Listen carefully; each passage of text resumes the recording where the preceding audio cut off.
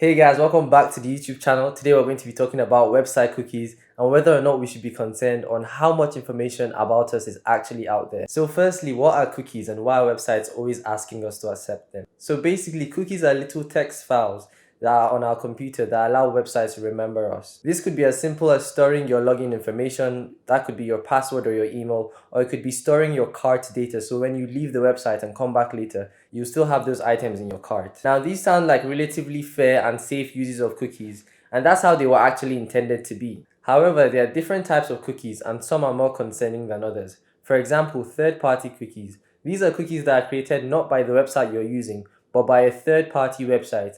And usually you don't know what that third-party website is using your cookies for. So they can then share or even sell your data to other companies. And that's why sometimes you'd be browsing like on Amazon and searching for like a shirt, and when you go to Instagram you see ads of shirts that are similar to that. That is because your data has been sold, and then apps like Instagram or some social media apps can buy your data and then send you targeted ads. Now, depending on your preservation towards personalized ads, you may find that as a good thing or a bad thing, and some people even prefer ads that are targeted towards them. But that's not where it stops, because each time you visit a new website, a cookie is created. So the more websites you visit, the more cookies you then have, and then that becomes a collection of cookies, and with that, data can be extracted and a digital profile of you can be created. Some people even refer to that as cookie profiling. Things like your age, your height, where you live, and some more personal information that you didn't even know about can be extracted from those cookies.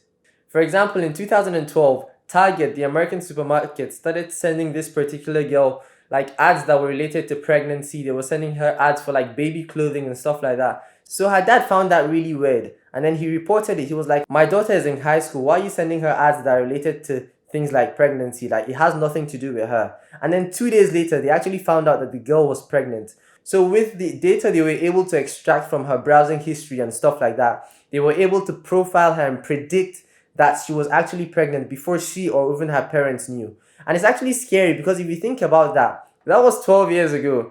And with the advancements of machine learning and data predicting models right now, it's actually scary to think about the amount of data that these data storing companies have on us. But now the question is, should we just stop totally accepting cookies? And the answer is no. And yes. So the thing is, some cookies are actually required for websites to work well, but some aren't. So for example, if you go to a website that you're sure you're probably never going to go back to, there's no need for you to accept those cookies, because you don't need that website to know about you, because you're not coming back later, if that makes sense. Another thing you could do is to browse using the incognito mode, and on that mode, the cookies you generate are not saved on your computer, so you don't have to be worried about anything. And lastly, you can also use a VPN. With VPNs, the cookies are then stored on the virtual machine, so things like your location and stuff like that can never even be accessed. And speaking of VPNs, let's talk about today's sponsor. But we don't have sponsor. So please subscribe and like this video. Anyways, let's get back into the video. So in conclusion, cookies are generally good, but then you have to trust these websites that you accept the cookies from. And if you don't trust the website, then just reject all the cookies. Most websites can function perfectly whether or not you accept those cookies. And some websites even give you the option of only accepting the required cookies, which I think is the best practice.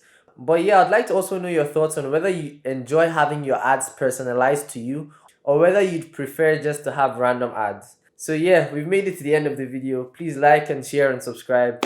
And you know the vibes. Stay light and stay jiggy. Safe.